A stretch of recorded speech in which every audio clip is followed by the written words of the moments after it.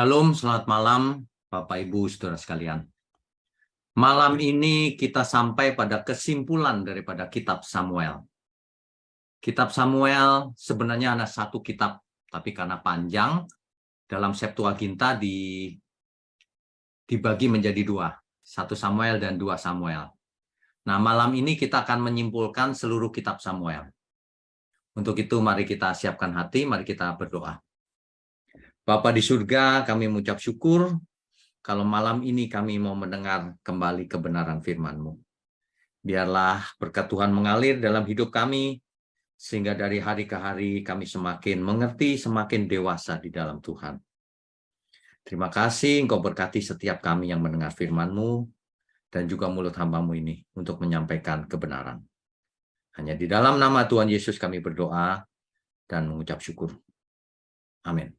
Oke, malam ini adalah sesi ke-6 dari kesimpulan kitab Samuel. Jadi 1 Samuel dan 2 Samuel kita simpulkan bersama-sama malam ini. Oke, kita lanjutkan dulu. Ya.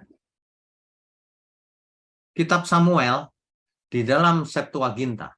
Septuaginta itu adalah terjemahan Perjanjian Lama dalam bahasa Yunani. Septuaginta sudah ada di zamannya Tuhan Yesus. Nah, Septuaginta membagi kitab Samuel menjadi 1 Samuel dan 2 Samuel. Begitu ceritanya. Nah, kitab Samuel ini menceritakan sekitar kisah 1 abad sejarah Israel. Jadi sifatnya adalah sejarah, historis. Yaitu sekitar tahun 1080 sampai 970 sebelum Masehi. Ya. Kira-kira sekitar 1 abad. Tepatnya 110 tahun. Kisahnya dimulai dengan lahirnya Samuel sampai dengan akhir kematian Daud. Daud di hari tuanya sudah mendekati kematian. Jadi diawali dengan menjelang masa akhir para hakim. Kan sebelumnya hakim-hakim. Nah, masih zamannya hakim-hakim di akhirnya. Di akhir-akhir itu kitab Samuel. Ya. Dan Samuel lahir dan dipilih Tuhan menjadi nabi, imam, dan hakim. Hakim terakhir. Itu Samuel. Jadi diawali dengan 1 Samuel, yaitu Israel terdiri dari 12 suku yang belum bersatu semuanya, dan takut melawan Filistin. Kemudian diakhiri dengan 2 Samuel, di mana Daud menjadi raja yang mempersatukan Israel. United Kingdom. Yerusalem sudah menjadi pusat peribadatan di zamannya Raja Daud. Dan Daud mendirikan mezbah di mana kelak Salomo mendirikan Bait Allah. Sebab Daud tidak diizinkan Tuhan untuk membangun Bait Allah itu. Keturunan Daudlah yang akan membangun, yaitu Salomo. Ya.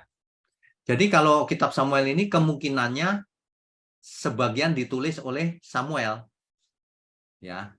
Kenapa? Sebab di 1 Samuel 25 ayat 1 di situ dikisahkan akan kematian Samuel. Masa Samuel mati bisa nulis? Artinya sebagian ditulis Samuel, sebagian lagi ditulis oleh Nabi Nathan dan Gad. Tahu dari mana? Dari 1 Tawarik 29 ayat 29. Nanti boleh dibaca ya. Nah, ditulis setelah kerajaan Israel terpecah menjadi kerajaan utara dan selatan. Sekitar 930 sebelum Masehi ditulisnya. Jadi ini timelinenya. Bapak Ibu bisa melihat di sini, ini adalah timelinenya. Ya, sebentar.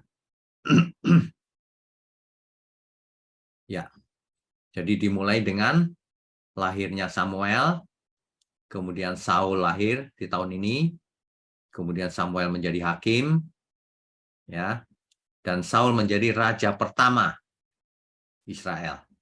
Nanti kemudian hari 40 tahun kemudian Daud yang menjadi raja. Dan demikian berikutnya Salomo. Sehingga di tahun 930 kerajaan Israel pecah. Ini akan kita pelajari di pertemuan kita mendatang. Sampai kerajaan Israel pecah dan sampai akhir perjanjian lama. Baru kita lanjutkan ke perjanjian baru. Ya. Jadi ada beberapa kota penting di kisah Samuel ini. Antara lain Rama, mana Rama? Ini Rama.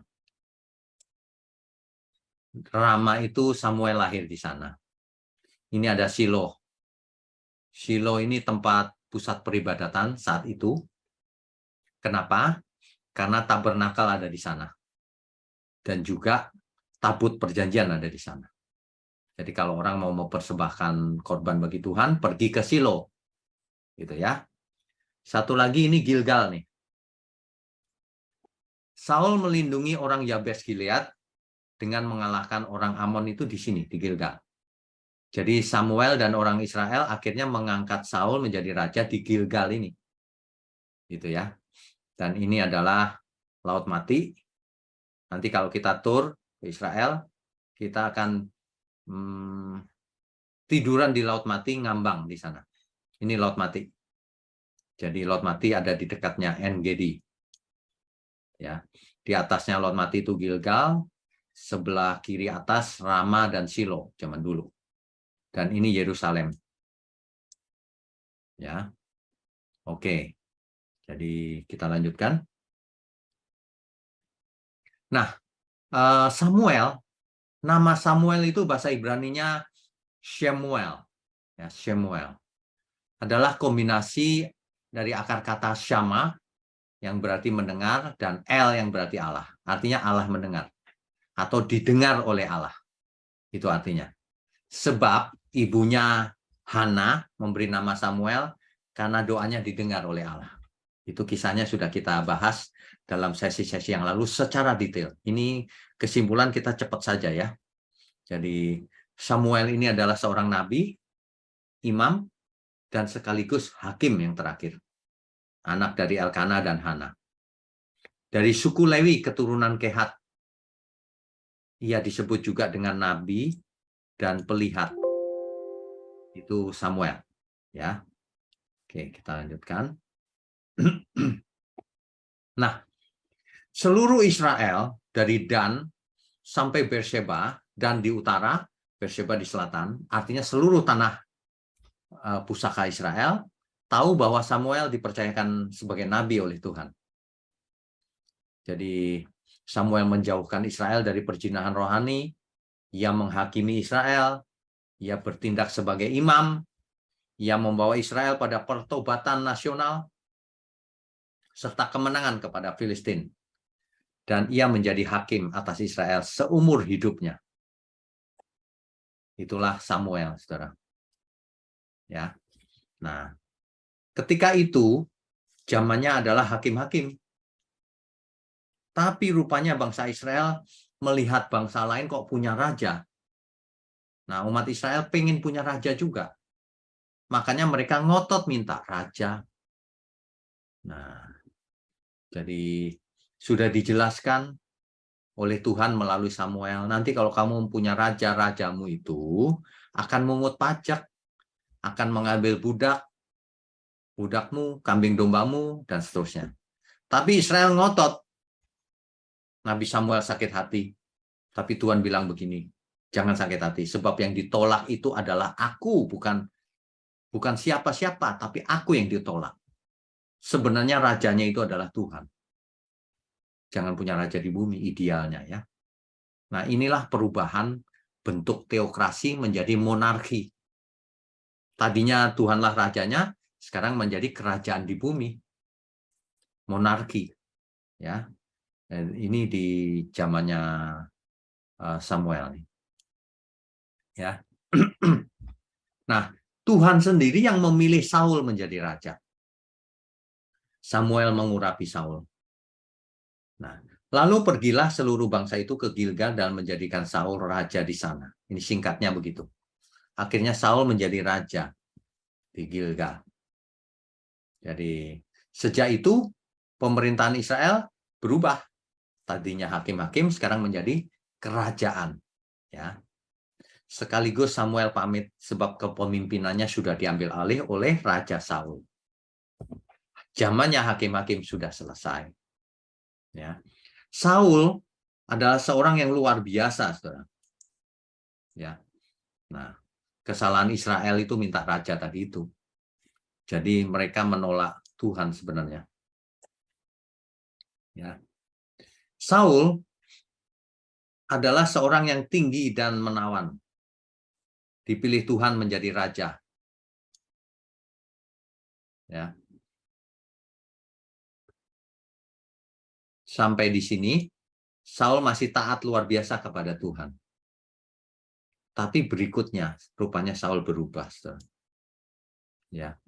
Meskipun Saul awalnya adalah seorang yang rendah hati dan taat, tapi kemudian Saul mulai tidak taat dan sombong, yang melakukan 3 kesalahan fatal. Sudah kita bahas di sesi-sesi yang lalu. Silakan mengulang kalau misalnya ada yang belum.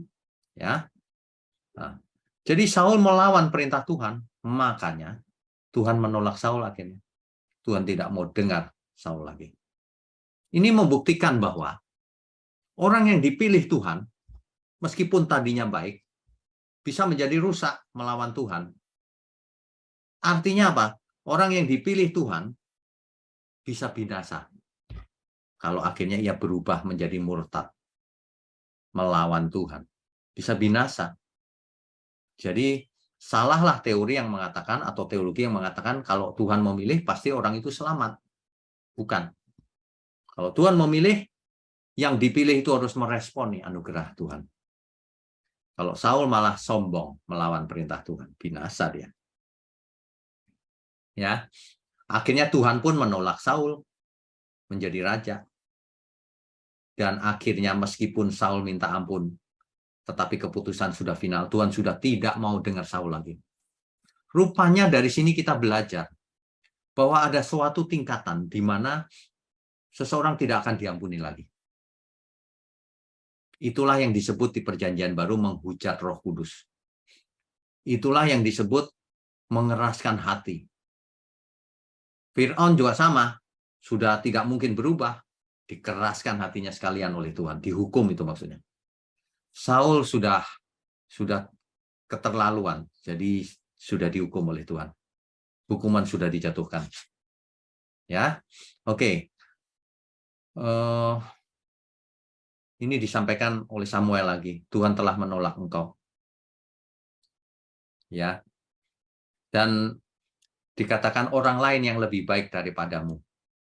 Dan kita tahu akhirnya itu adalah Daud. Ya, kita lanjutkan dulu. Ya. Yang akhirnya Tuhan memilih Daud sebagai raja. Kedua ini, raja kedua yang dipilih oleh Tuhan. Nah, jadi akhirnya Samuel mengurapi Daud juga. Samuel mengurapi Daud. Jadi Samuel sudah mengurapi Saul, kemudian mengurapi Daud. Dua-duanya raja Israel. Daud terkenal sekali dengan kisahnya yang luar biasa. Ia melawan Goliat. Bapak Ibu yang mau tahu detailnya bisa ke sesi-sesi yang lalu ya. Daud kan dibandingkan Goliat kecil. Goliat tinggi besar. Mungkin 3 meter lebih tingginya. Ya. Tapi Saul ketakutan. Saul takut, nggak berani. Ditantang, dihina oleh Goliat, Saul takut. Daud yang maju. Hanya bermodalkan ketapel. Diketawain sama Goliat. Tapi akhirnya Daud menang hanya dengan sekali tembak. Goliat dipancung oleh Daud. Karena itulah Daud menjadi populer sekali di Israel. Saul menjadi turun pamornya. Daud menjadi naik pamornya. Saul pasti malu itu. Karena dia nggak berani, Daud yang berani. Semua Israel memuja-muja Daud. Ya. Sehingga akhirnya singkat cerita Daud sampai ke istana yang menjalin hubungan persaudaraan dengan Yonatan. Ya. Nah, jadi hebatnya Daud selalu memenangkan peperangan kemana saja Saul memerintahkannya. Kenapa? Karena Tuhan beserta Daud. Nah, ini mengakibatkan Saul mengangkat Daud menjadi kepala para prajurit juga. Ya. Dan Daud dipuja-puja oleh rakyat. Rakyat berkata begini, Saul mengalahkan beribu-ribu musuh, tetapi Daud berlaksa-laksa. Sebagai raja, Saul panas hati. Ia mulai benci kepada Daud. Ia cemburu. Ia iri hati. Kalau seseorang sudah dimulai dengan iri hati, waduh, itulah yang akan mencelakakan. Manusia zaman sekarang juga begitu. Kalau engkau iri terhadap sesamamu, itulah awal kehancuran. Ya, justru kita yang benar kalau kita mendengar teman kita, saudara kita, atau siapapun yang sukses, kita harus ikut senang. Tapi kalau kita iri, lalu merencanakan yang jahat, itu modus itu sudah ada sejak dulu. Sejak zamannya Kain. Kain panas hati iri terhadap adiknya. Dan modus itu dipakai terus sampai hari ini oleh setan. Untuk memanas-manasi hati manusia. Biasanya orang yang iri itu yang tidak mampu memang. Tidak mampu iri, bukannya introspeksi diri, tapi iri. Merasa mampu. Ingin meninggikan dirinya. Saul merasa terhina karena rakyat berkata, Saul mengalahkan beribu-ribu musuh.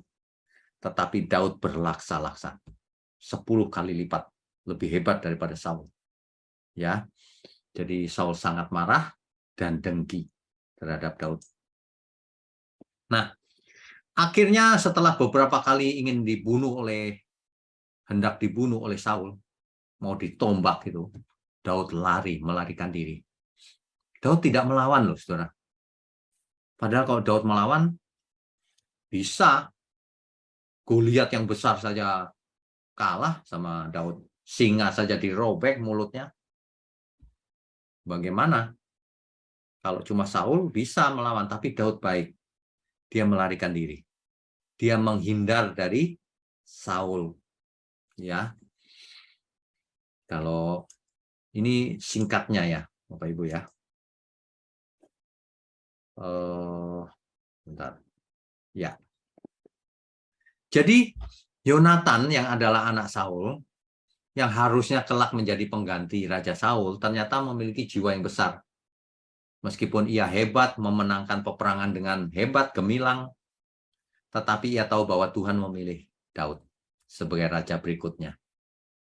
Di sini terbukti bahwa Yonatan memiliki jiwa yang sangat mulia. Ia tidak iri dan dengki terhadap Daud. Bahkan ia mengikat persaudaraan dengan Daud. Dan ia memang mengasihi Daud seperti dirinya sendiri. Yonatan rela pengganti ayahnya adalah Daud. Dan ia menjadi orang kedua saja. Itu dicatat di 1 Samuel 23 ayat 17. Jadi manusia itu harus berjiwa besar begitu, saudara. Kalau ada orang yang dipakai Tuhan, kita dukung dia. Jangan iri. Jangan merencanakan yang jahat. Kau melawan Tuhan artinya. Kalau kita melihat ada orang lain yang lebih dipakai Tuhan, kita dukung dia, kita doakan. Kan itu pekerjaan Tuhan. Nah, Yonatan rupanya mengerti. Daud dipilih Tuhan, jadi aku nomor 2 aja deh, nggak apa-apa. Padahal ia berhak secara tradisi, ya lebih berhak. Keturunan Saul kan. Tapi Yonatan lebih takut Tuhan rupanya. Ya, jadi Saul yang semula rendah hati dan taat kepada Tuhan berubah menjadi tidak taat, iri dengki kepada Daud yang lebih dikasih oleh rakyat. Sehingga kalau tadinya kerajaan itu harusnya turun-temurun dari keturunan Saul, dicabut oleh Tuhan menjadi keturunan Daud sampai selama-lamanya. Ya. Dalam hal ini kita belajar bahwa seseorang yang saat ini rohani misalnya, suatu hari bisa saja ia menjadi sombong, memberontak, jahat, bisa, sangat bisa. Makanya kita hati-hati, saudara, jaga hati, ya. Nah, sedangkan Daud meskipun memiliki kesempatan untuk membunuh Saul beberapa kali loh, tetapi ia tidak lakukan. Sebab ia mengasihi dan menghormati orang yang diurapi Tuhan. Meskipun Saul sudah berubah sekarang, tapi ia tetap menghormati. Itulah Daud. Ya, Daud adalah pribadi yang luar biasa. Akhirnya kematian Saul itu mengenaskan, saudara. Saul menjatuhkan diri ke pedang pembawa senjatanya daripada dibunuh oleh musuh, katanya. Nah, jadi semua mati. Akhirnya mayat Saul dan anak-anaknya diambil oleh orang Yabes Gilead dan membakarnya. Saul memerintah selama 40 tahun. Nanti Daud juga sama 40 tahun. Ya. Oke, kita lanjutkan dulu. Ya. Daud ini luar biasa. Daud meratapi kematian Saul dan Yonatan. Kalau Daud meratapi Yonatan itu masuk akal, karena sangat mengasihi, saling mengasihi. Tapi kalau Saul yang ingin membunuhnya, tapi Daud meratapi loh. Daud memiliki hati yang sangat luar biasa, saudara. Ya, Daud sangat kehilangan Yonatan, anak Saul. Nanti bisa diikuti sesi lengkapnya di sesi-sesi yang lalu ya. Pada mulanya, Daud menjadi raja atas Yehuda, bukan seluruh Israel. Pada mulanya di Hebron. Jadi ini, saudara. Jadi pada mulanya, Daud menjadi raja di Hebron hanya kepada orang-orang Yehuda. Sedangkan di Yerusalem, Isi-Boset, anak dari Saul, menjadi raja. Ya, jadi ada dua nih kerajaan. Sedangkan yang dipilih Tuhan adalah Daud. Kalau Isi-Boset kan mengangkat diri sendiri menjadi raja. Ya, nah, jadi singkatnya terjadi perpecahan. Satu memihak kepada Daud di Hebron, satu memihak kepada Isi-Boset. Yehuda memihak kepada Daud, sebelah suku berikutnya yang lain memihak pada Isi-Boset di Yerusalem. Ya. Ya. Jadinya keluarga Saul dan keluarga Daud perang terus akhirnya. Berlarut-larut perangnya, nggak selesai-selesai. Tapi pihak Saul makin lama makin lemah. Ya. Dan Abner, yang namanya Abner ini, yaitu panglimanya Saul, tersinggung sama Saul. Tersinggung sama Isi-Boset, rajanya. Sebab Isi-Boset ini kan junior ya dibandingkan Abner. Abner ini kan panglimanya Saul. Isi-Boset ini jadi raja kan anaknya Saul. Jadi junior. Isi-Boset menegur Abner tentang gundik ayahnya. Si Abner panas hati. Lalu Abner berpihak pada Daud. Ya, begitu. Terus ini singkat ya. Akhirnya Isi-Boset mati. Ya. Ketika didengar Isi-Boset, anak Saul, bahwa Abner juga mati, maka hilanglah keberaniannya. Ia nggak punya orang panglima lagi. Dan orang Israel terkejut semua, panglimanya nggak ada, bagaimana ini? Ya. Dan akhirnya dua orang kepala rombongan gerombolannya Isi-Boset berkhianat, namanya Baana dan Rehab. Dia membunuh Isi-Boset dan memenggal kepalanya, lalu dibawa kepada Daud. Tetapi yang terjadi apa? Daud malah menghukum mati mereka. Saudara tahu nggak? Kalau ada orang yang berkhianat, pasti ia berikutnya juga berkhianat. Makanya Daud bunuh mereka. Terhadap Isi-Boset ia berkhianat, apalagi terhadap Daud. Nanti kalau Daud tua misalnya. Itu orang yang karakternya rusak. Makanya Daud membunuh mereka. Bukannya senang gitu dibelain. Karena Daud menghormati Tuhan yang telah mengurapi Saul, maka ia membela keturunannya juga. Gitu loh. Ya. Oke. Nah, akhirnya Daud menjadi raja Israel. Israel di sini adalah Yehuda plus 11 suku Israel. Seluruh Israel maksudnya. United Kingdom, kerajaan yang bersatu. Ya. Jadi segala suku Israel, yang 11 suku tadi, karena sudah lemah kekuatannya, mereka datang kepada Daud di Hebron dan minta Daud menjadi raja atas Israel. Jadi ketika itu Daud menjadi raja di umur 30 tahun, masih muda. dan akan memerintah 40 tahun kemudian sampai umur 70 tahun. Ya. Oke. Di Hebron Daud memerintah selama 7 tahun 6 bulan di Hebron. Ya. Dan di Yerusalem ia memerintah 33 tahun. Jadi kalau di total 40 tahun 6 bulan tepatnya atas seluruh Israel dan Yehuda. Begitu ya Bapak Ibu ya. Kalau kita belajar sejarah atau historis seperti ini, ada banyak hikmat yang kita dapat. Kita lanjutkan dulu. Ya, akhirnya Daud dari Hebron menaklukkan Yerusalem, di mana di Yerusalem itu ada orang Yebus namanya. Ditaklukkan. Jadi Daud mengambil alih ibu kota Yerusalem. Dan sejak itu Yerusalem menjadi ibu kotanya Israel. Jadi itulah historis atau sejarahnya. Dan ini tercatat dalam sejarah manapun.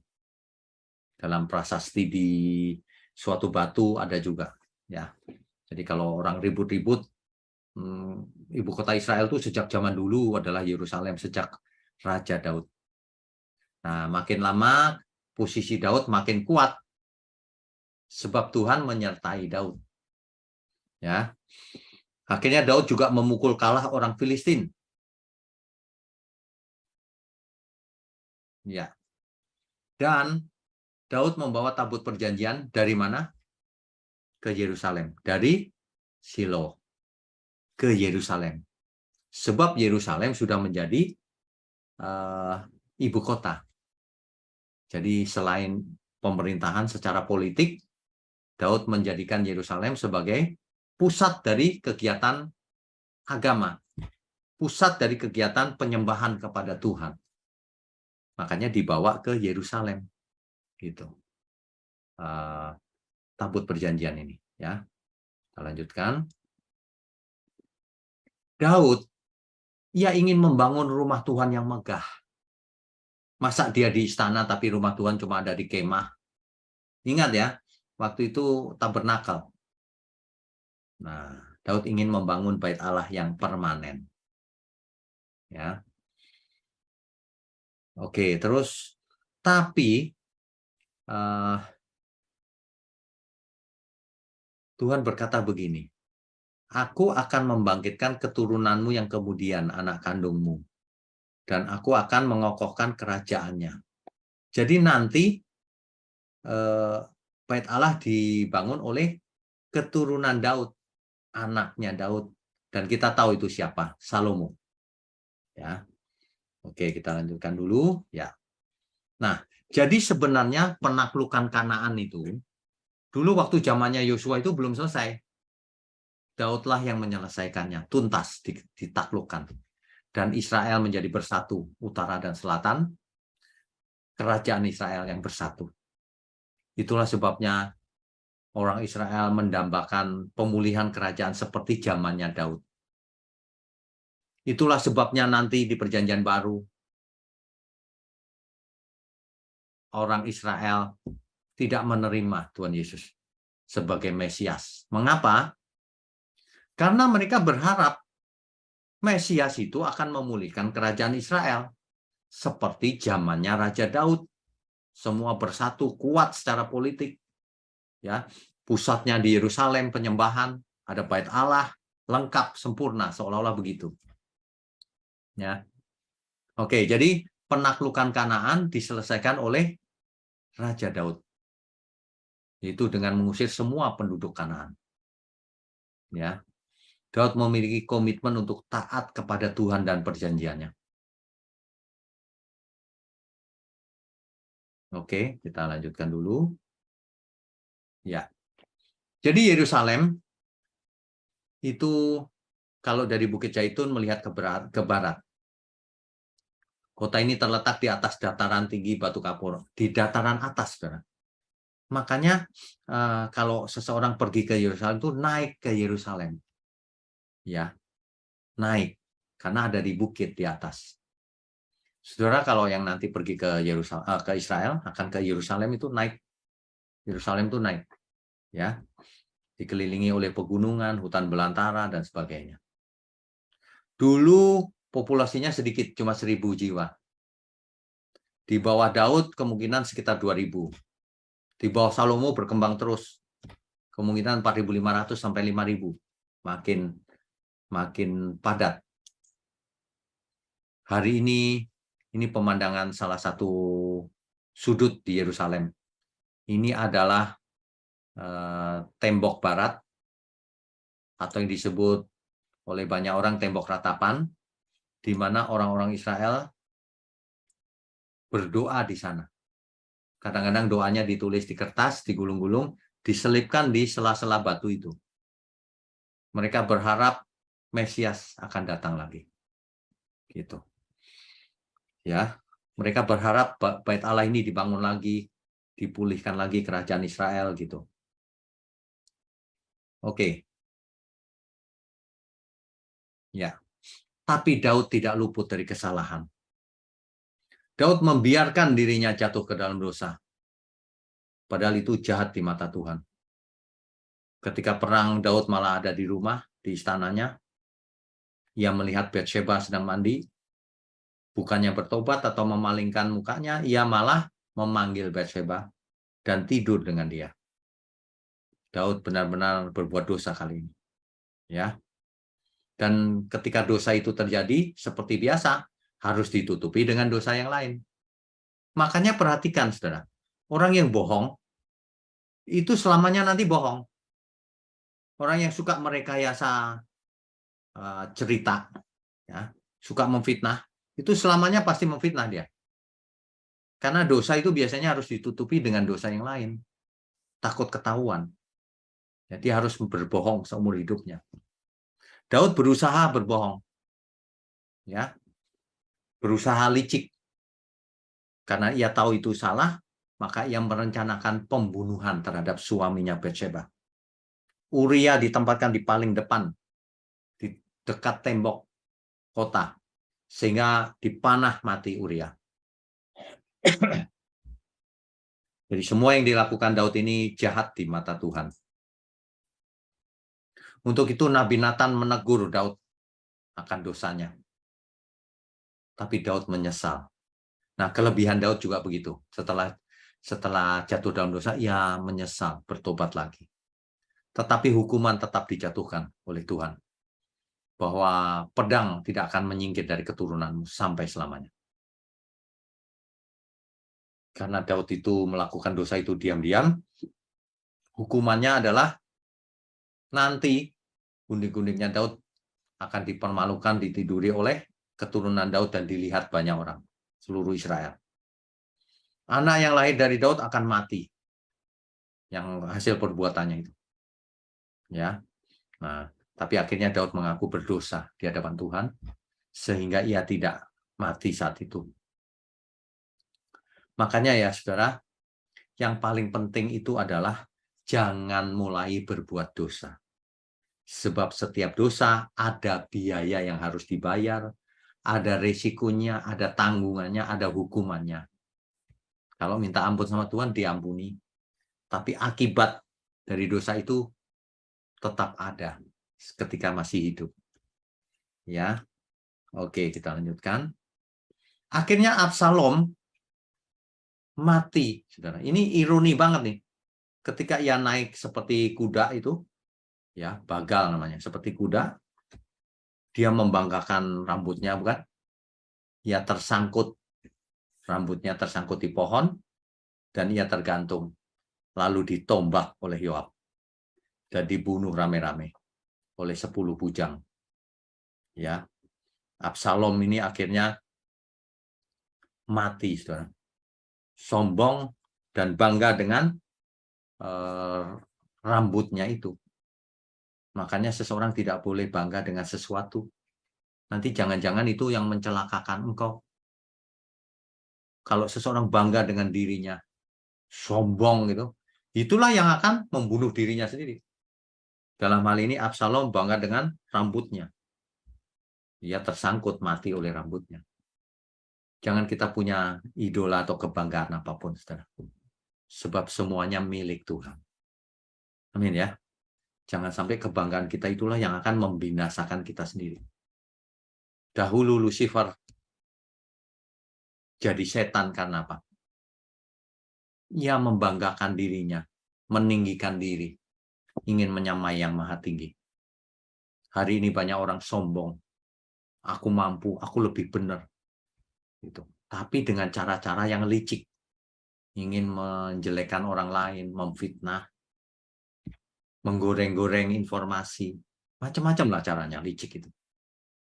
Ini mengerikan loh sebenarnya. Kalau orang tidak bertobat seperti Raja Daud, waduh, ia binasa. Mengapa? Karena Tuhan tidak akan tinggal diam juga. Kalau Tuhan ambil tindakan, langsung mati. Serangan jantung, stroke, atau apapun. Tuhan banyak cara untuk menghukum seseorang. Bisa dikeraskan hatinya, sehingga tidak bisa bertobat lagi. Karena tidak mau bertobat. Ya, oke, kita lanjutkan dulu. Tapi Daud sangat lemah lembut. Daud tahu bahwa Absalom mati dan ia sangat sedih. Saking sedihnya, ia meratap-ratap terus. Sehingga diingatkan oleh Yoab, panglimanya. Raja, kalau engkau begitu ya, kamu meratapi Absalom yang meskipun anakmu memberontak kepada engkau. Sedangkan semua pahlawan yang berperang, kau nggak bangga atas mereka. Nanti mereka kecewa. Kamu belain orang yang salah, malah yang benar kamu nggak bela.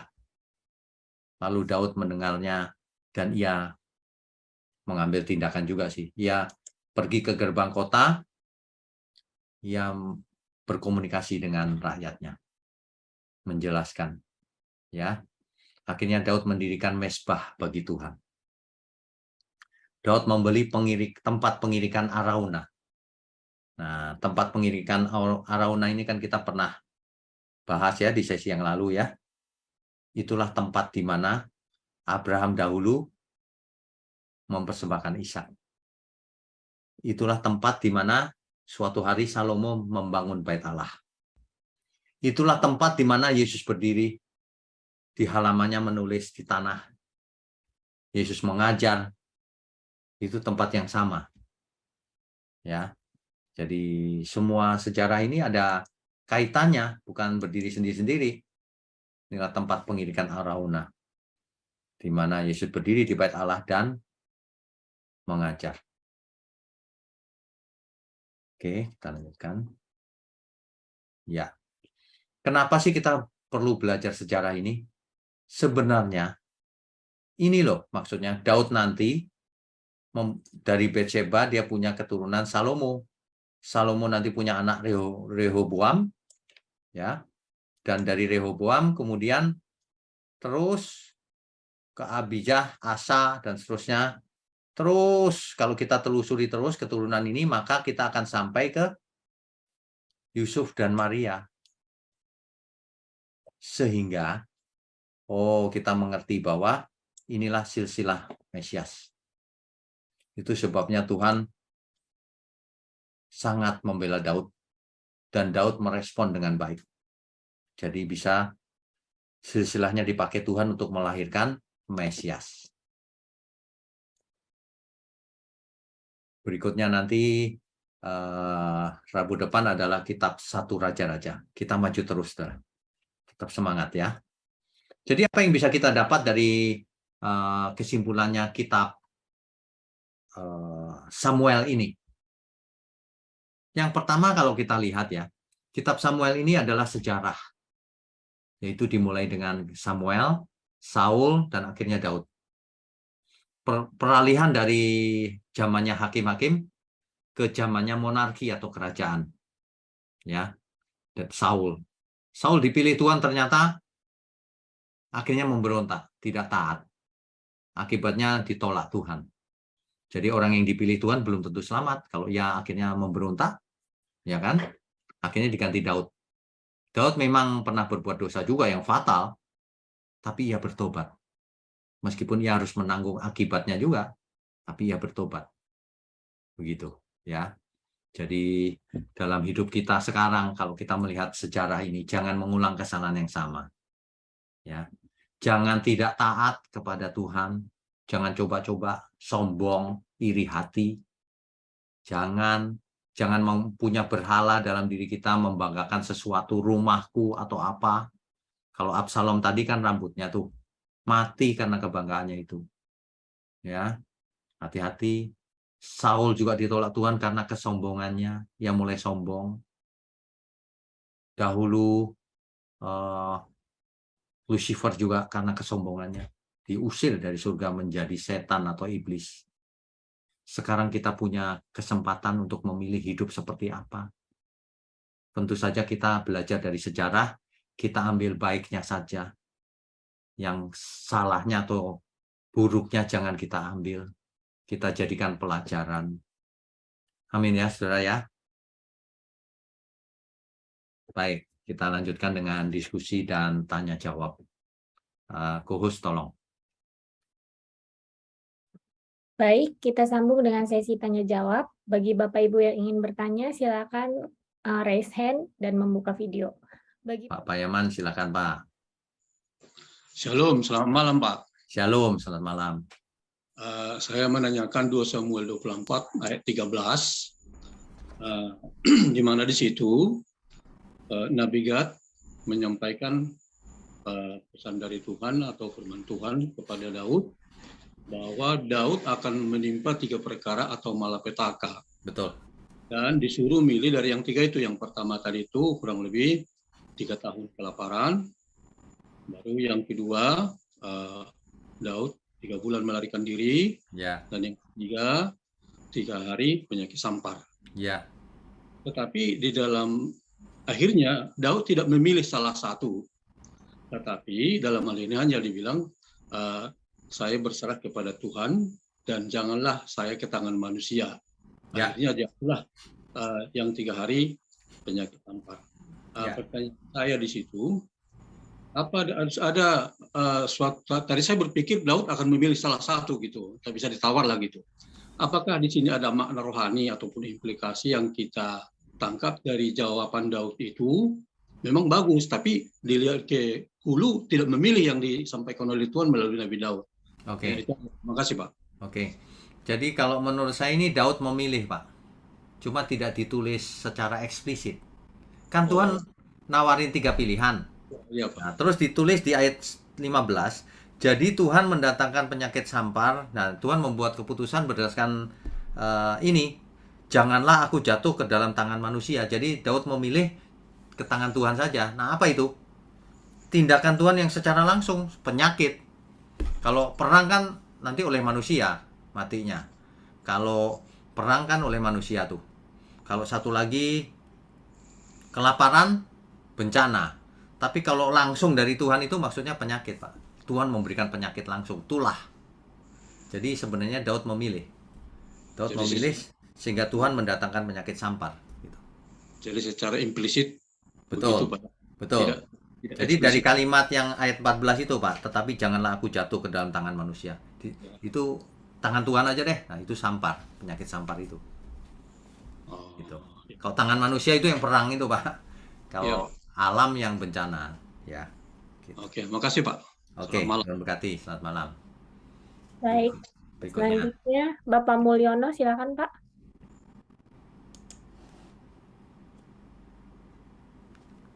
Malam Pak Wiknyo. Pak Mulyono. Malam Pak. Kok nggak kelihatan di layar? Malam Pak Wiknyo. Selamat malam. Ya, salam kenal Pak, saya dari Surabaya. Oh ya, salam kenal. Ya, saya mengikuti Bapak sejak 5 bulan yang lalu waktu Yosua itu Pak. Oh iya ya. Saya dari kejadian ya Pak berarti ya? Dari Yosua, saya nggak tahu Pak sebelumnya. Oh iya ya, oke. Ada Pak dari kitab kejadian. Ya, nanti saya track. Ya. Dan ya ini saya baru bisa gabung dan mau tanya ini. Ya, ada 2 pertanyaan Pak Wiknyo. Silakan. Yang pertama mengenai Saul itu kan diurapi gitu ya. Terus diurapi oleh Nabi Samuel kan, Saul. Ya. Terus langsung dia jadi raja kan saat itu. Nah, Samuel kan juga mengurapi Daud. Ya. untuk jadi raja, tapi melalui proses yang panjang sekali, akhirnya Daud jadi raja. Betul. Jadi dalam hal ini kan waktu diurapin Tuhan kan nggak bisa ditentukan kan kapan segera menjadi raja atau dengan waktu yang lama menjadi raja. Itu kan nggak bisa ditentukan kan. Ya. Itu kan lain-lain mungkin tiap orang ya Pak ya. Betul. Nah, yang saya tanyakan adalah di zaman sekarang bagaimana kita tahu kalau orang itu diurapi Tuhan Pak? Oke, baik. Itu yang pertama Pak. Oke. Yang kedua, saya jawab dulu ya Pak, nanti saya lupa Iya. soalnya. Oke. Baik. Jadi kata-kata urapan juga harus dimengerti dengan benar. Urapan itu maksudnya melantik seseorang untuk jabatan tertentu. Dalam hal ini raja. Kalau zaman sekarang, konteks zaman sekarang, seseorang yang diurapi adalah seseorang yang dipakai Tuhan. Dipakai Tuhan itu kan bukan jadi raja Pak, sekarang bukan zaman kerajaan. Jadi dipakai Tuhan itu untuk apa? Konteks zaman ini untuk Injil, sudah pasti.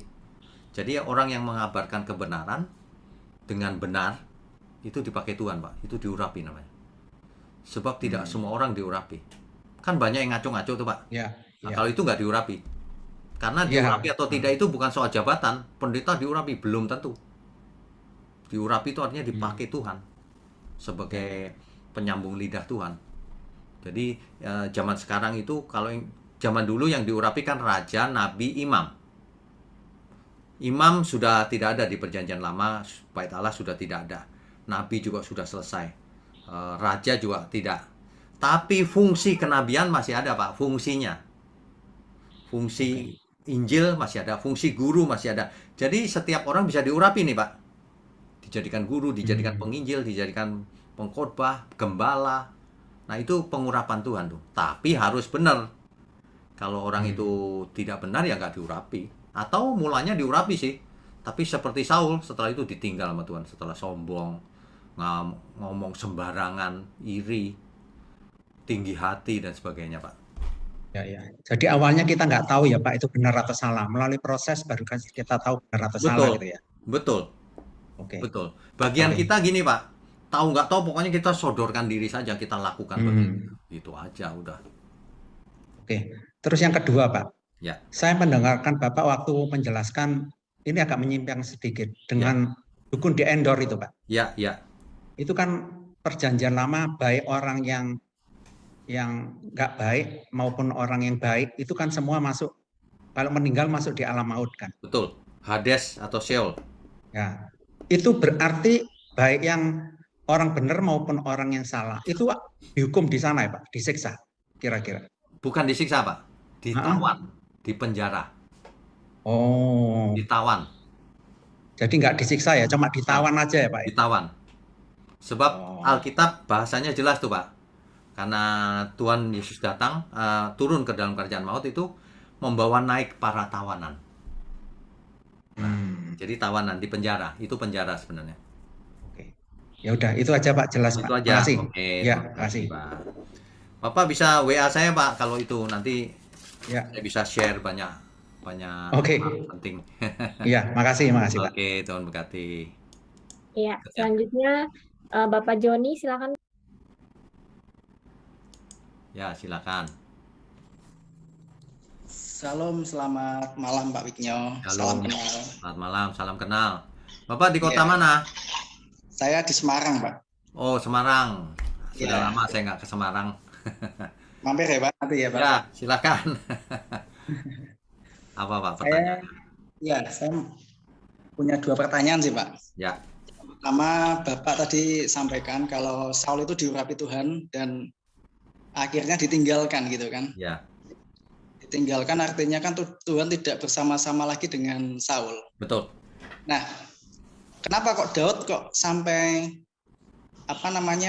keturunan Saul ini kok Daud kok sampai memperhatikan gitu loh. Padahal Saul ini kan endingnya kan ditinggalkan Tuhan, Pak. Ya. Ya, itu yang pertama. Oke, saya jawab dulu yang pertama. Oh iya. Kalau menurut catatan Alkitab jelas bahwa Daud sangat menghormati orang yang pernah diurapi Tuhan. Jadi sebenarnya Daud menghormati Tuhan, gitu.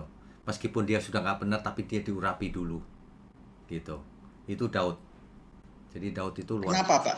Kenapa? Kalau misalnya Tuhan meninggalkan Saul, kok Daud malah menghormati itu kenapa, Pak? Masalahnya di mana?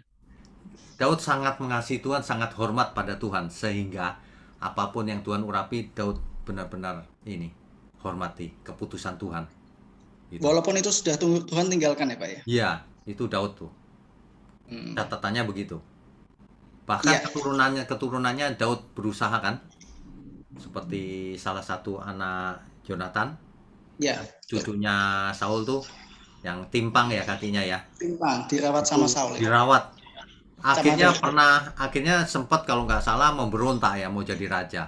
Itu pun diterima sama Daud. Ya sudah, nggak dibunuh. Ya. Daud luar biasa. Luar biasa Pak ya. Yang kedua. Yang kedua Pak, jadi ini yang terjadi di tengah-tengah Pak. Di cerita antara Saul dan Daud ini luar biasa Pak. Jadi sebegitunya Daud menghormati Saul Pak ya. Jadi banyak hamba Tuhan atau pendeta. Saya bilang pendeta aja lah.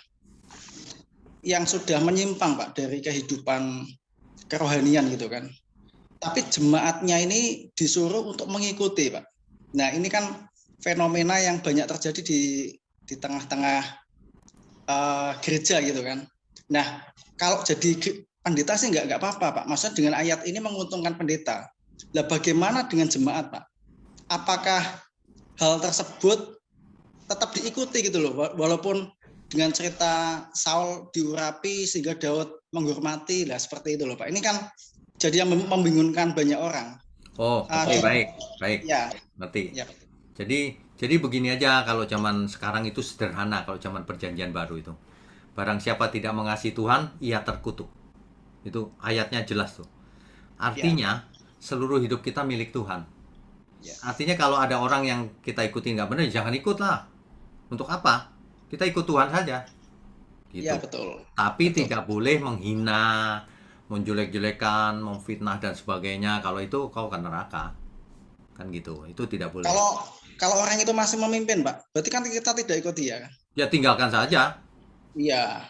Untuk apa ikut orang yang nggak benar? Betul. Saya maksudnya di situ, Pak, karena banyak dalam tanda kutip ya gereja itu mengajarkan hal yang sebaliknya malah. Kalau pemimpinmu salah ya tetap ikuti dia karena dia diurapi Tuhan. Nah itu yang salah itu. Ya. Yang tertinggi adalah Tuhan. Betul. Bukan pemimpin di bumi. Yang tertinggi Tuhan. Iya. Kalau pemimpin menyimpang, udah gak percaya Tuhan atau ngajarin yang salah, lo kau takut Tuhan apa takut pemimpin? Tanya aja begitu. Betul. Nah gitu Pak. Iya. Setuju Pak. Saya juga demikian Pak. Ya. Oke. Terima kasih Pak. Ya, Terima kasih Pak. Ya, berikutnya. Ya, baik, selanjutnya Ibu Meme, silakan Bu. Bu Meme, silakan.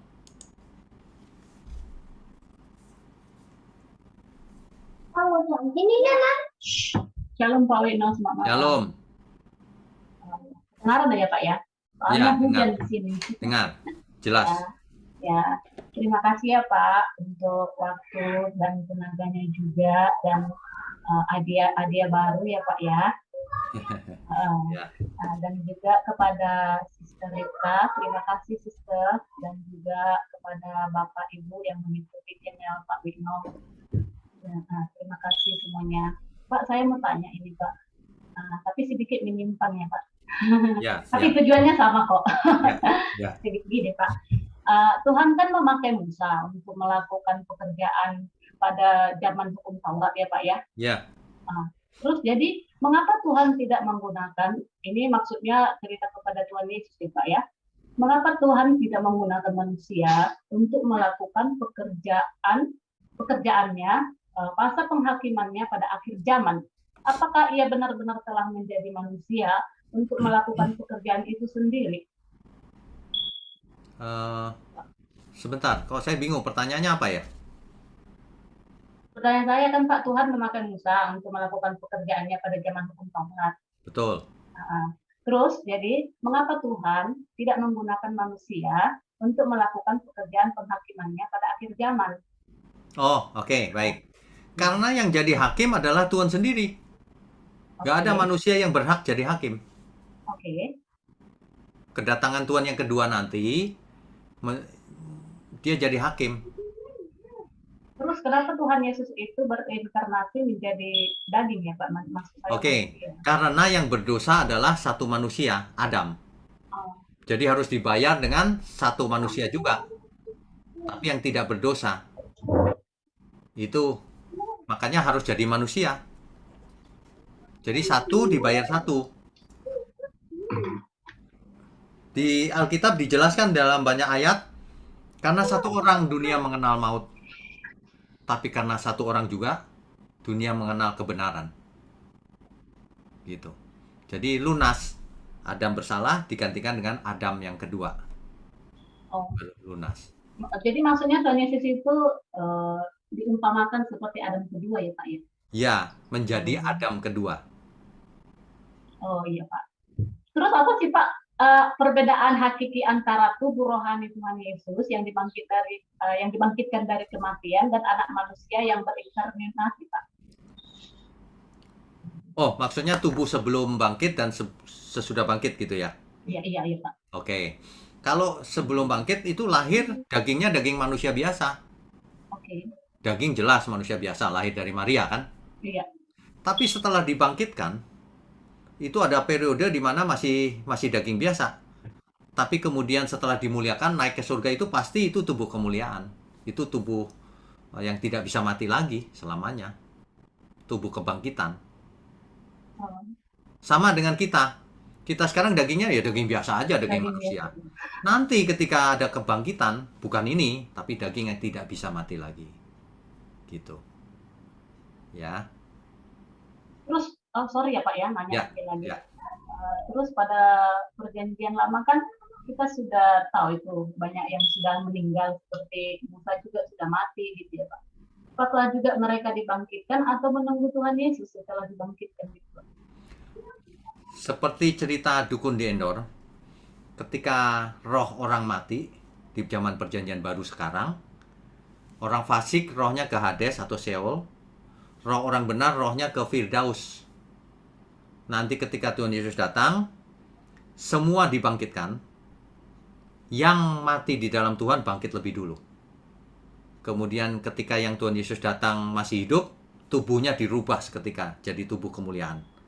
Lalu diangkat bersama Tuhan di awan-awan dan menuju langit baru bumi baru selamanya. Tapi yang ada di Hades atau Sheol dibangkitkan juga, dikasih tubuh kebangkitan. Tapi untuk dibinasakan di lautan api. Itulah yang disebut dengan kematian yang kedua di kitab Wahyu, oleh lautan api. Begitu, Bu Meme. Terus Tuhan Yesus itu kenapa dia dibangkitkan ya Pak dari antara orang mati? Oh, oke. Karena memang kalau tidak ada kebangkitan, tidak ada artinya dong. Masa juru selamat mati? Tuhan itu Tuhan orang hidup, bukan Tuhan orang mati. Dia sendiri harus bangkit. Pembuktian bahwa Tuhan itu berkuasa atas maut. Sebagai contoh, sehingga kita pun nanti berkuasa atas maut, dibangkitkan maksudnya. Apa juga salah satunya karena Tuhan Yesus itu setia kepada Bapa ya? Apa? Apakah ada salah satunya karena Tuhan Yesus itu juga setia dan taat melakukan kehendak Bapa ya Pak? Oh iya dong. Ia dibangkitkan karena kesalehannya, kata Alkitab. Jadi Tuhan Yesus hidup tak bercacat, tak bercela, tidak pernah berdosa, maka ia dibangkitkan. Kalau boleh berandai-andai kalau Tuhan Yesus berdosa, nggak bangkit. Gagal tugasnya. Tapi Tuhan tidak pernah berdosa. Jadi menang. Makanya ia disebut mencapai kesempurnaan. Maka ia menjadi pokok keselamatan bagi umat manusia yang abadi. Pokok keselamatan yang abadi. Imam besar yang abadi. Imam agung kita cuma Tuhan Yesus selamanya. Gitu. Oh iya. Jadi kita harus meneladani Tuhan Yesus dong. Iya. Iya. Kan arti daripada pokok keselamatan itu. Tuhan Yesus menjadi pokok keselamatan. Artinya apa? Artinya kita harus seperti Dia. Gitu. Oh iya, ya. Baru nyambung nih Pak. Terima kasih Pak ya. Jadi perintah-perintah di Alkitab itu jelas. Misalnya dalam hidupmu bersama kamu harus mengenakan pikiran dan perasaan Kristus. Filipi 2 ayat 5 misalnya. Kan begitu. Kita harus seperti Kristus. Makanya disebut Kristen, pengikut Kristus, murid Kristus gitu. Maaf Pak, tadi Filipi 2 ayat berapa ya Pak? 5.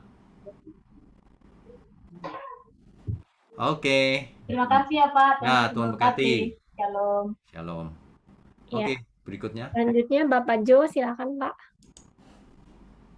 Pak Jo, silakan. Shalom Pak Wiknyo. Shalom. Pak Wiknyo menarik ya. Menariknya apa? Narasi yang coba dibangun dari kitab Samuel ini kan menyangkut kebangkitan dan kejatuhan dari monarki pertama kerajaan Israel ya Pak. Ya, betul. Di mana di situ kita dapati juga banyak intrik-intrik yang terjadi. Ya. Yang menunjukkan bahwa bahkan orang-orang yang terpilih sekalipun atau bahkan orang-orang yang penting yang tertulis di dalamnya itu mungkin untuk terlibat dalam suatu intrik, dalam suatu politik yang sebetulnya saya yakin itu tidak sesuai sama apa yang Tuhan inginkan. Betul. Pertanyaannya, jika dihubungkan dengan masa kita sekarang hidup, Pak, ya, bagaimana kita bisa membedakan, Pak? Pada saat kita anggap aja kehidupan bergereja, lebih mudahnya gitu ya. Ya. Bahwa memang apa yang dikatakan atau apa yang dilakukan oleh seorang hamba Tuhan atau orang-orang yang dianggap punya kompetensi untuk mengajar gitu, itu benar-benar murni yang Tuhan arahkan gitu, Tuhan inginkan gitu loh Pak. Bukan dari apa yang disebut ada ambisi tertentu atau bahkan mungkin yang lebih parahnya lagi itu fitnah atau bahkan tuduhan-tuduhan kosong ya. Ya. Karena bagaimanapun kan Tuhan yang menguji hati. Jadi bagaimana kepekaan kita sebagai jemaat supaya kita bisa membedakan roh nih Pak. Oke, mengerti. Demikian Pak, terima kasih. Baik. Ini pertanyaan luar biasa ini. Sebagaimana kita bisa membedakan roh seseorang ini benar atau salah? Kita perlu ingat si iblis itu licik sekali. Ia bisa menyamar sebagai malaikat terang. Ia bisa berkhotbah. Ia bisa santun pakai ayat-ayat Alkitab. Tapi ia tidak bisa bersembunyi di hadapan Tuhan. Itu yang jelas. Nah, yang kedua, ia tidak bisa bersembunyi di hadapan orang-orangnya Tuhan. Nah, masalahnya orang-orangnya Tuhan ini bagaimana memiliki kepekaan roh tadi itu, membedakan roh. Ada dua hal yang menurut saya. Yang pertama soal pengertian. Soal pengertian ini kita harus mengerti secara lengkap firman. Kita harus mengerti 7 natur kebenaran. Kebenaran itu ciri-cirinya begini loh. Jadi kalau ada iblis yang menyamar atau orang kerasukan ya, nggak kelihatan kerasukan sih, tapi bicaranya mau fitnah dan sebagainya, kita tahu ini bohong. Karena kebenaran itu ada cirinya, naturnya. Nah itu yang saya khotbahkan 7 natur kebenaran itu. Dalam 18 sesi itu. Kalau orang sudah mendengarkan itu pasti, wah itu bisa dideteksi. Nah, yang kedua, soal kepekaan ini, kepekaan roh ini hanya dimiliki orang-orang yang benar-benar hidup di dalam firman. Hidup dalam firman, melakukan, itu jadi peka Pak. Jadi sensitif. Kalau lihat orang, orang ini nggak bener nih. Gitu. Tapi nggak boleh salah satu aja. Dua-duanya penting. Jadi selain peka, diverifikasi lagi dengan bohong dia. Faktanya nggak begitu. Kalau dia berani bohong dalam hal kecil, yang besar pun bohong dia. Seluruhnya udah percuma. Itu pasti informasi yang digoreng-goreng aja. Untuk menjatuhkan seseorang. Gitu Pak. Baik. Terima kasih Pak. Tuhan berkati Pak. Ya, Tuhan berkati. Silakan berikutnya. Selanjutnya Saudara Edo, silakan. Silakan. Halo. Ya. Ya, malam Pak Wiknyo. Selamat malam. Ini baru pertama kali ikut OBS. Di kota mana? Saya di Jakarta Utara. Jakarta. Dekat nama GSKI Mawarta Gading sih. Oh, dekat ya? Saya tinggalnya di Kelapa Gading juga. Oh. Berarti kita dekat. Iya. Iya. Oke. Ini silakan. Ini kan saya baru benar-benar ikut. ikut Tuhan ini ya sekitar 2 bulanan lah ya. Sebelumnya? Baru ikut. Ya Kristen juga, cuman mati suri gitu. Pingsan sebentar ya. Oke, terus? Jadi saya ikut kebaktian gitu. Saya pengen nanya, cuman mau nanya siapa bingung gitu. Oh, oke. Kan ikut kebaktian kayak Pak Gembala Senior, Pak Erastus kan kalau doa ada bahasa roh ya. Ya. Nah itu saya juga sambil baca-baca kitab, kayak di Kisah Para Rasul, itu pas murid-murid berkumpul di satu rumah, bergoyang, ada lidah-lidah api. Ya. Nah itu, kok bisa dapat bahasa roh itu? Apa karena diurapi Tuhan, atau Tuhan yang menentukan, ini saya bisa dapat bahasa roh yang tidak bisa dimengerti oleh orang dunia. Oke, mengerti. Nah, itu, mengerti pertanyaannya. Iya.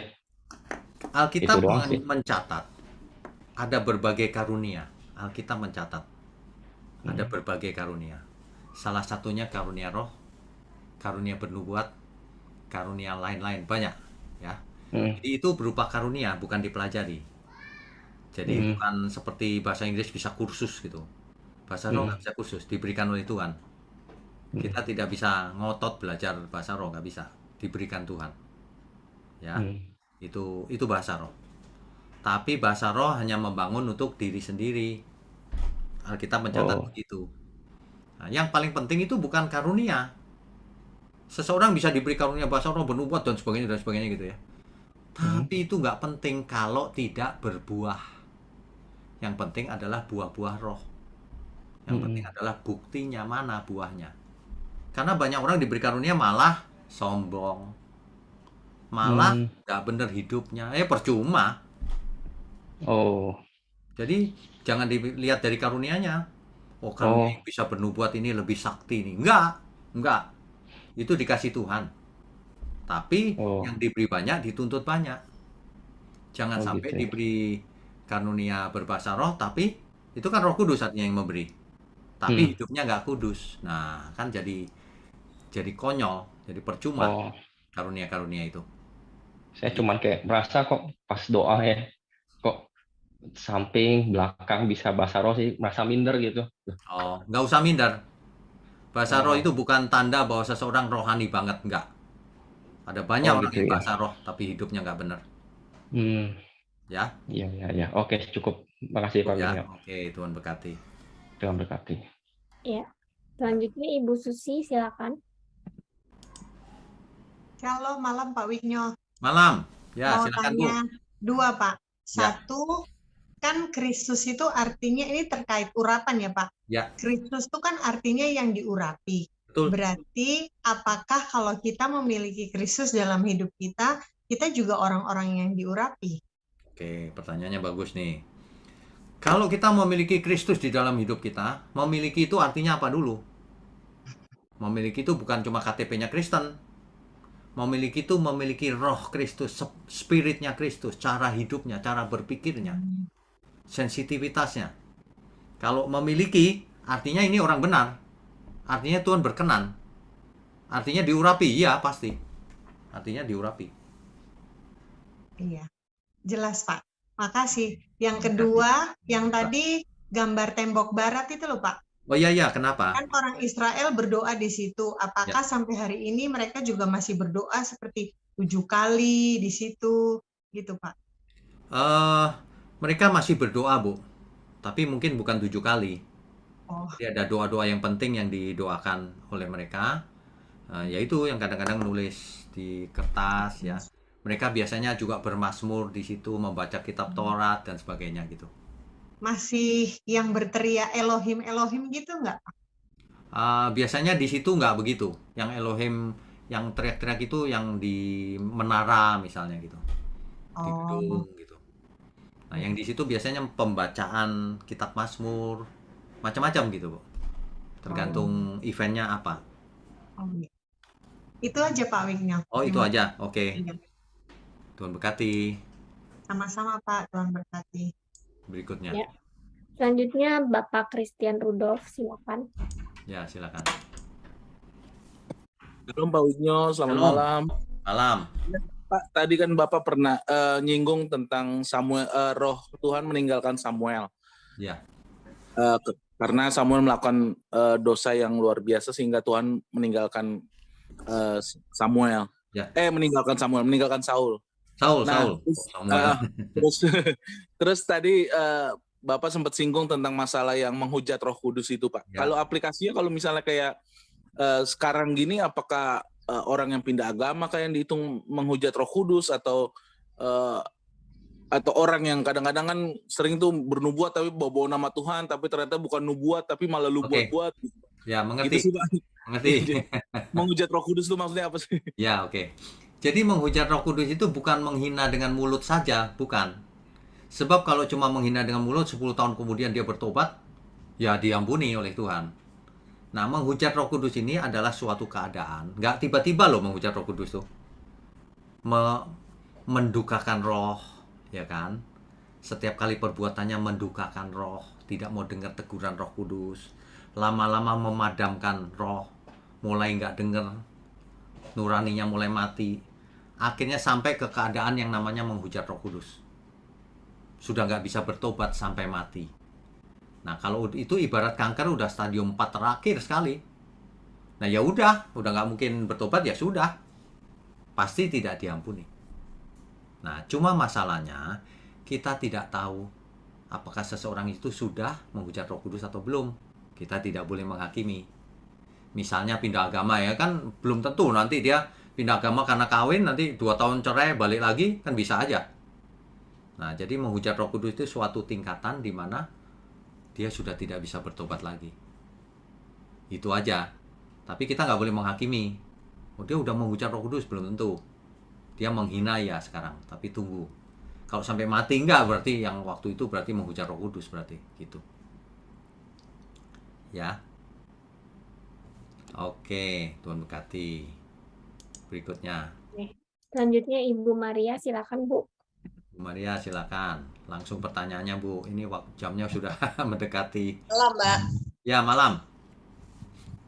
Saya mau nanya, sampai seberapa jauh Tuhan tidak bisa memaafkan orang berdosa? Maksudnya... Sampai seberapa jauh Tuhan tidak mengampuni, gitu kira-kira ya, orang berdosa. Sampai sejauh orang itu tidak bisa bertobat. Selama orang masih bisa bertobat, selalu diampuni. Tapi kalau orang sudah tidak bisa bertobat, melawan Tuhan terus, jahat terus, sampai mati nggak bertobat, ya udah, itu artinya udah nggak diampuni sama Tuhan. Dan ada beberapa yang memang dosa itu tidak diampuni. Misalnya, jika engkau tidak mengampuni saudaramu, kamu pun tidak diampuni oleh Bapa di surga. Jadi pengampunan itu penting. Jangan sampai kita tidak mengampuni. Banyak orang tidak merasa, aku membela kebenaran, tapi jahat sama sesama, nggak mengampuni. Wah, binasa dia. Kalau mengampuni itu apa harus dicetuskan dengan kata-kata atau Tidak. Banyak orang dengan kata-katanya manis, tapi hatinya busuk. Mengampuni itu di hadapan Tuhan, bukan di hadapan manusia. Tuhan tahu nggak hatiku bersih, sudah mengampuni. Itu yang paling penting, Bu. Sebenarnya ya, Bu, sebenarnya gini nih. Kalau kita tahu 5 menit lagi kita bakal mati, emang masih sempet ya sakit hati? Gak sempet, udah itu gak penting. Gimana nih aku ngadep Tuhan? Nangkap gak maksud saya, Bu? Manusia suka gitu. Anggap aja sebentar lagi kita mati nih, udah gak urusan mau makan enak, mau nggak kepikiran, udah musuh. Udah deh, lupakan aja utang-utang. Aku mau mati nih. Nah, gitu. Makasih. Oke, Tuhan berkati. Ya, berikutnya. Selanjutnya Bapak Eko, silakan Pak. Pak Eko, silakan. Selamat malam, Pak. Selamat malam. Pak, ini saya tertarik dengan 2 tokoh ini ya. Ya. Antara Saul dan Daud yang tampaknya ini ya bertolak belakang gitu ya karakternya. Ya. Waktu Tuhan memilih Saul, ya, itu pemilihan Tuhan itu kira-kira apa karena mengikuti kehendak Israel ya Pak ya. Ya, betul. Mulanya Israel memaksa minta raja. Ya. Jadi Tuhan pilih Saul. Artinya Pilih Saul juga bukan sembarangan, Pak, karena Saul seorang muda yang rendah hati, yang baik, jadi dipilih Tuhan. oh ya, jadi memang ada kriterianya juga ya Pak. Ya jelas dong, masa Tuhan mau pilih orang yang berandal nggak percaya Tuhan, ya nggak mungkin. Enggak, artinya apakah Tuhan semata-mata mengikuti kehendak apa bangsa Israel itu sendiri? Ketika itu meluluskan permintaan Israel, meskipun dengan peringatan, tapi kamu jangan tinggalkan aku. Ingat itu, gitu. Oh iya. Ya, jadi saya kok jadi ingat tokoh ini antara Habel dan Kain. Kain dan Habel. Ya. Agak ada kemiripan gitu loh Pak. Ya. Ya.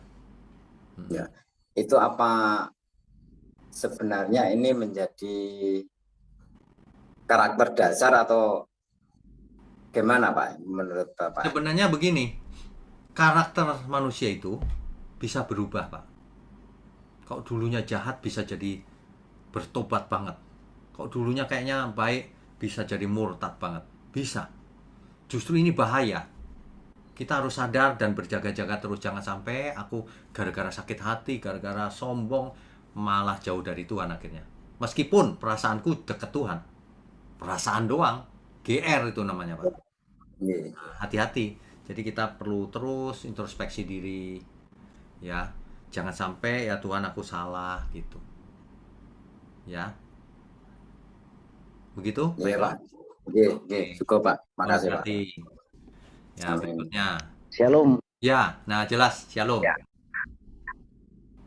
Minggu kemarin kan Pak saya dengar khotbah Bapak tentang roh yang ada di dalam lebih kuat. Seperti yang Bapak contohkan, ada sahabat kita di OP yang berdoa bukan mengusir setan. Nah, bagaimana kita bisa untuk agar supaya roh yang ada di dalam diri kita bisa aktif lah kira-kira. Oh, oke, mengerti. Jadi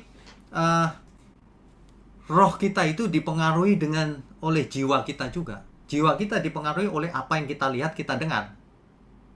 Makanya iman timbul dari pendengaran. Pendengaran apa? Akan firman Tuhan.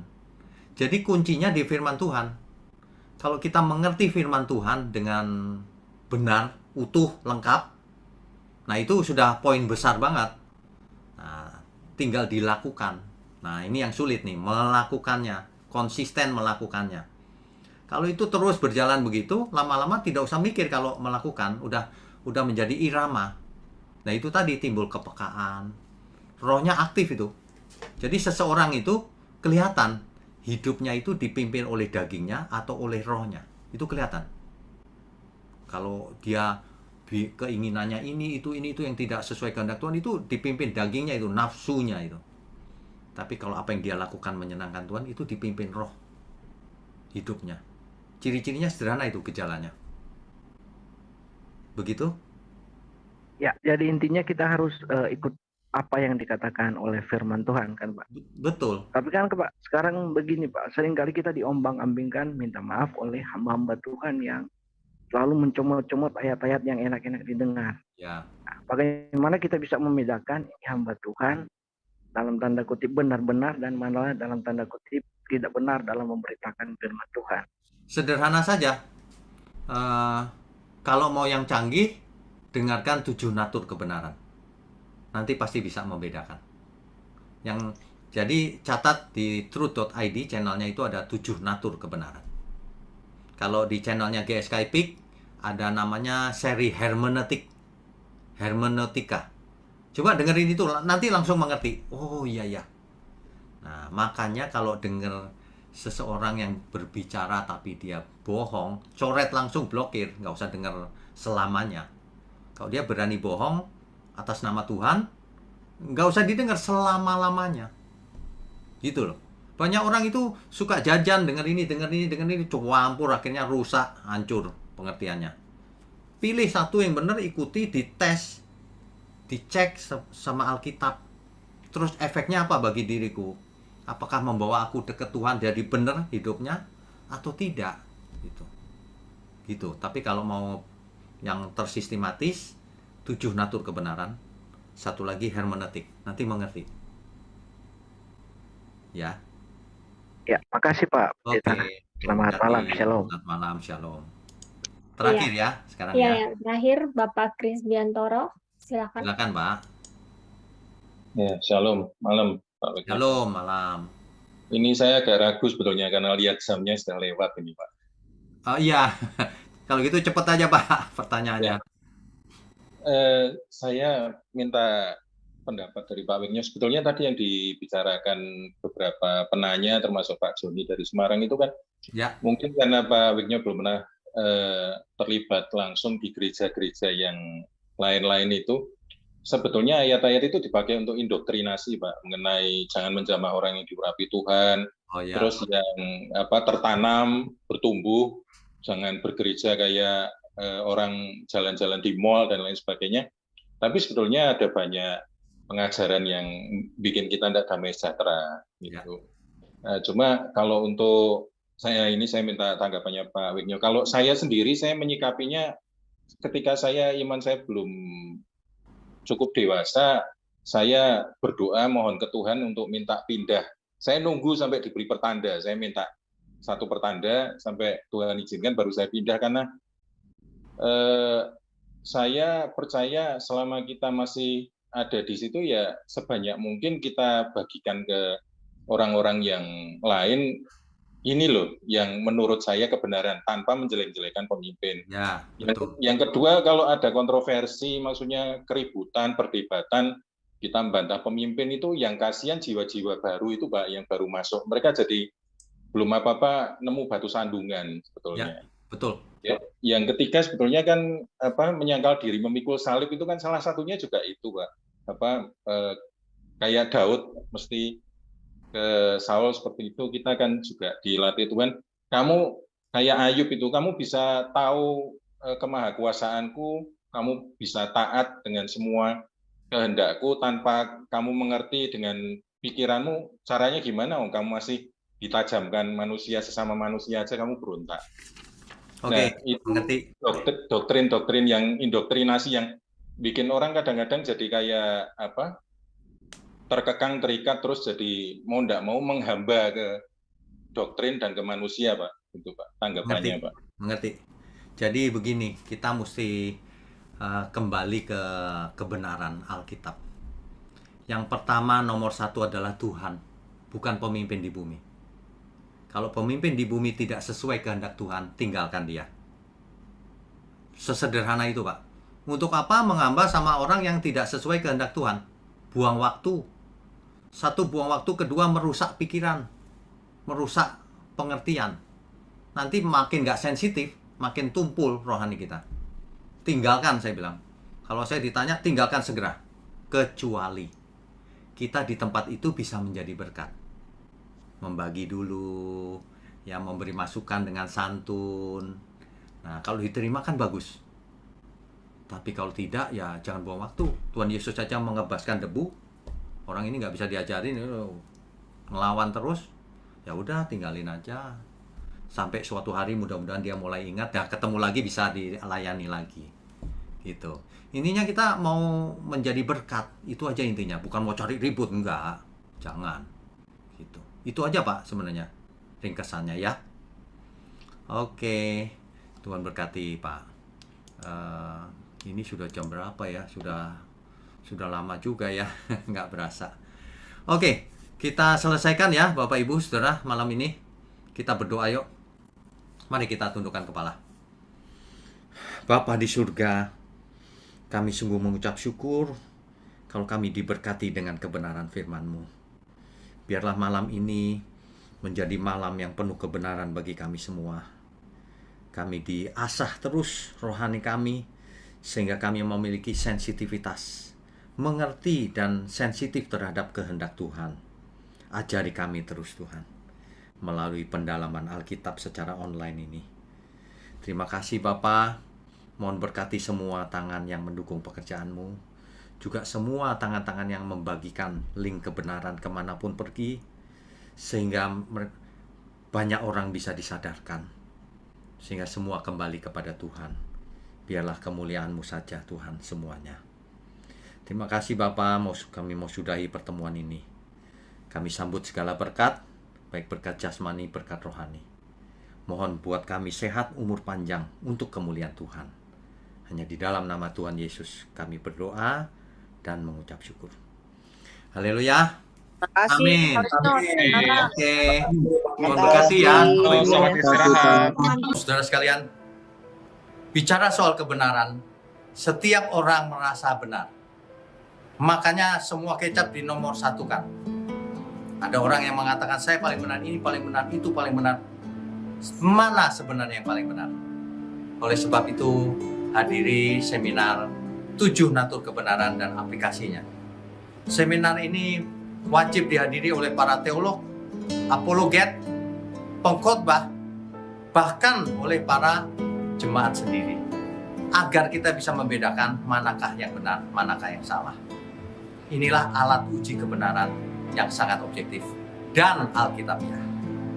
Pastikan saudara ikut dan ajak seluruh saudara dan sahabat-sahabat. Bapak-bapak dan ibu-ibu yang terkasih dimanapun berada, yuk kita belajar pelajaran Alkitab bersama secara online setiap hari Rabu jam 7 malam bersama pendeta Bapak Wignio Tanto secara online, bisa melalui Zoom.